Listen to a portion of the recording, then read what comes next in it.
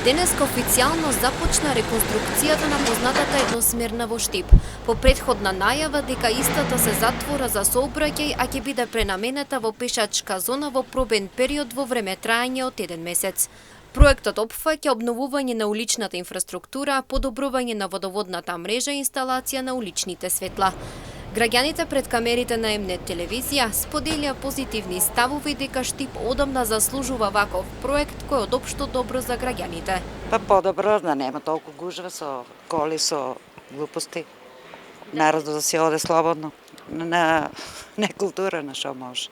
Мислам, само да има малку повеќе клупички да може да се да приседне човек и неко сенкички, иначе фино е.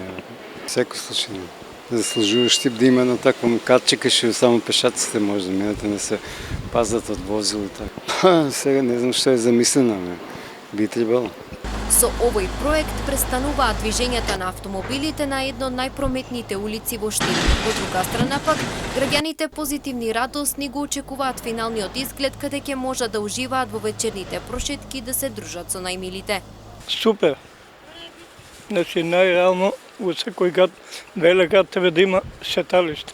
А Штип е, значи, главен на Источна Македонија.